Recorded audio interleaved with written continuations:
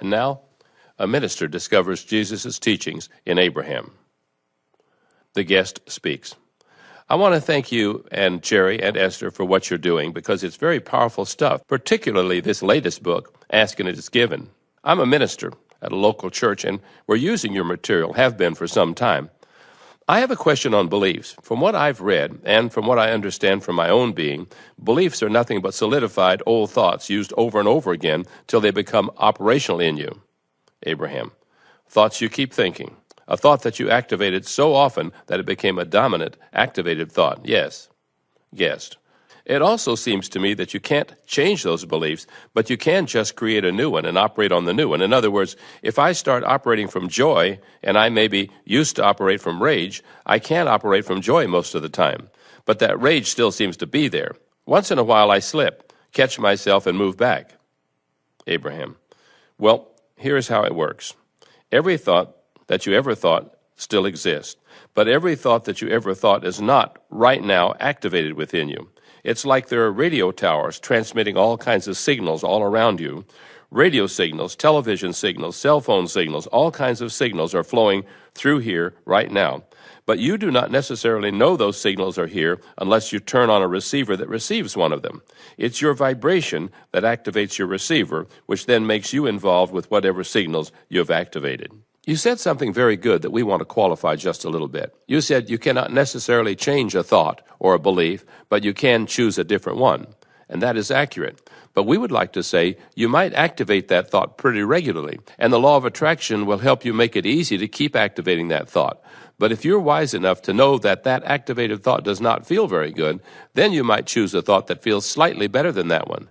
Now, if you choose a thought that feels really better than that, the law of attraction does not help you find it, because your signals are too far apart.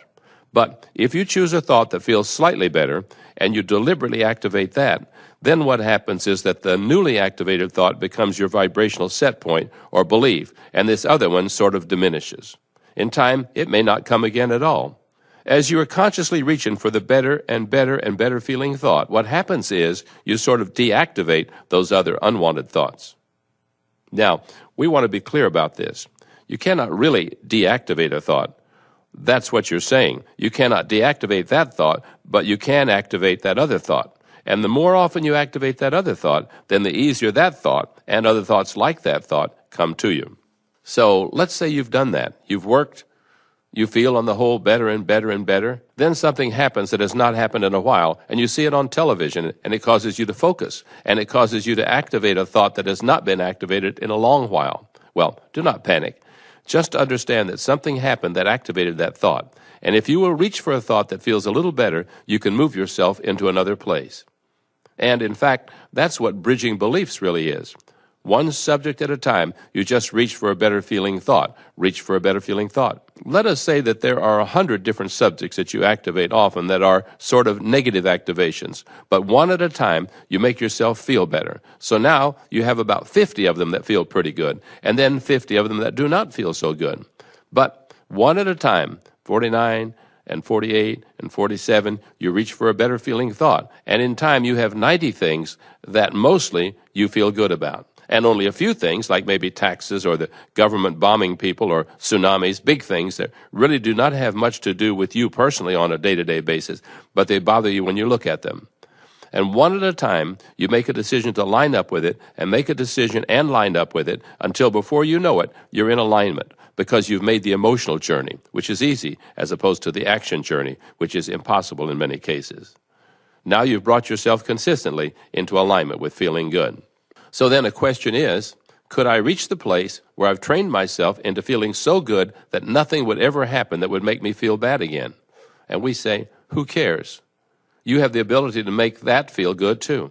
In other words, maybe once you get 100 cleaned up, there are 100 more that are less severe that you want to clean up. And maybe after you get those cleaned up, there are 100 more that are even less severe that you want to get cleaned up. And maybe after you get up there in hope and optimism, you may want to move them all into appreciation, joy, and ecstasy. There is no end to your journey. You'll never reach the place where you want to isolate yourself from the contrasting experience that causes you to focus. What you're looking for, and thank you for helping us say it, is creative control of your own focus. We do not want your government to have to stop doing what it's doing so that you can feel good. We want you to train yourself to feel good, no matter what. We do not want people to treat you nicely and not hurt your feelings so that you can feel good. We want your feelings to be unhurtable. We want you to be so aware that you can change the way you feel just by wanting to and by focusing, that you are now no longer fearful about what's going on out there in the world. You're not afraid of dying. You're in love with living. You're not worried about people doing things that displease you. You are in creative control of your vibration, and therefore you are in creative control of everything that happens to you. Guest, so it's just a process.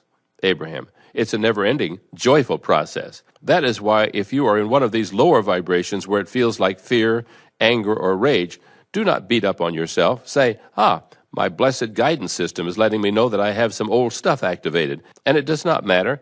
It's not my mother's fault. It's not the government's fault. It's a process of what I've lived. The bottom line is, I don't like the way I feel, so I need to look someplace else. Or, I need to make peace with that as it is, but I need to adjust the way I feel, and you have the power to do that.